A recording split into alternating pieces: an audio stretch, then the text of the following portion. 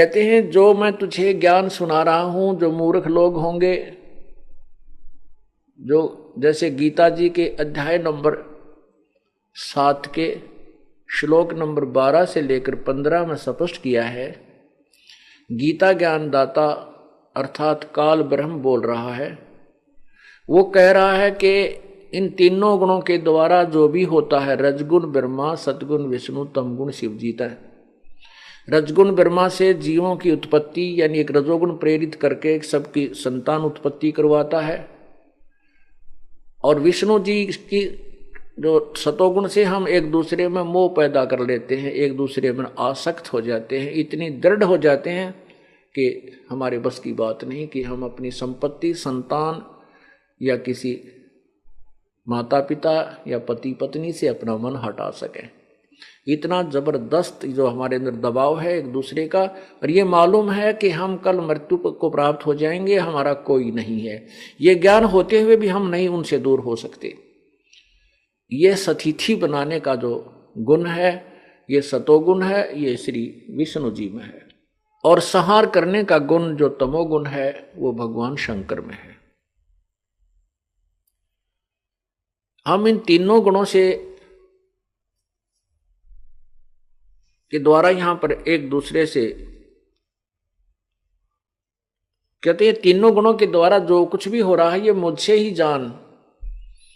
रजगुण ब्रह्मा से उत्पत्ति, सतगुण विष्णु जी से सतिथि, और तमगुण शंकर जी से संहार, ये जो कुछ भी हो रहा है ये मेरे से ही जान। काल भगवान कह रहा है कि जो भी ये क्रिया तीनों कर रहे हैं ये मैं ही उसका मुख्य कारण हूं। कारण क्या है कि इस काल भगवान को श्राप लगा है, साप लगा है। 1 लाख जीव प्रति मानव शरीरधारी प्राणियों का निताहार करने का और 1.25 लाख की उत्पत्ति करने का। इसको श्राप समझो या इसको ये कोड लग गया जो इसने सतलोक में यह गलती की थी कि दुर्गा के साथ वहां इसने बदतमीजी की थी, दुर्व्यवहार करने का की चेष्टा की, इसी दुष्कर्म करने का प्रयत्न किया था। जिस ऐसे कर्म वहां करने वाले को ये रोग लग जाता है।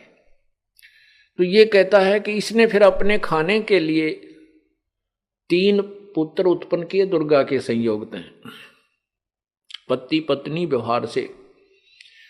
तो उसमें एक को रजोगुण प्रभावित कर दिया, रजोगुण से युक्त कर दिया।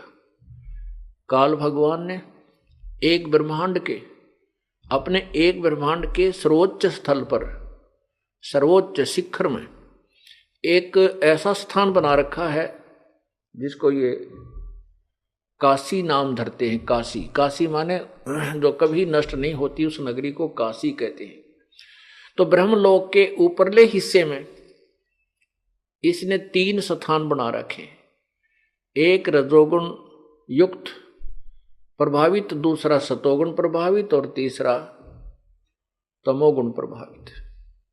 दुर्गा और ये काल ब्रह्म जिसमें ये रजोगुण प्रभावित क्षेत्र में होते हैं, उसमें इन दोनों का के वहां रहने से और विलास करने से जो पुत्र उत्पन्न होता है वो ऑटोमेटिकली सबतः रजोगुण से युक्त हो जाता है। उसके अंदर ऐसे गुण भर अपने आप हो जाते हैं। और जब ये दोनों सतोगुण प्रभावित क्षेत्र में होते हैं और वहां इनके संयोग से जो क्रिया से जो दोनों पुत्र उत्पन्न होता है वो अपने आप सतोगुण युक्त हो जाता है। और तीसरे स्थान पर ये तमोगुण प्रभावित क्षेत्र पर जाते हैं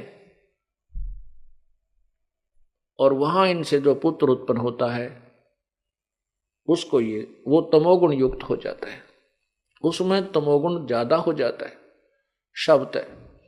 तो फिर इन तीनों को ये बेहोश कर देते हैं, कोमा में रखते हैं। जब तक ये जवान नहीं होते, युवा होने पर इनको अलग अलग स्थान पर सचेत कर देते हैं और फिर इनकी ये दुर्गा जो है अपनी सबद शक्ति से 3 लड़कियां और उत्पन्न करती है, अर्थात स्वयं ही ये 3 रूप और धारण करती है। और इन तीनों के साथ विवाह कर देती है।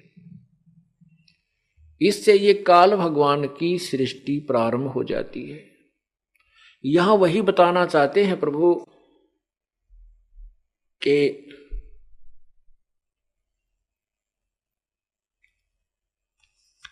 आप ये ज्योति निरंजन जो काल भगवान है वो गीता जी के अध्याय नंबर 7 श्लोक 12 से 15 में क्या बता रहा है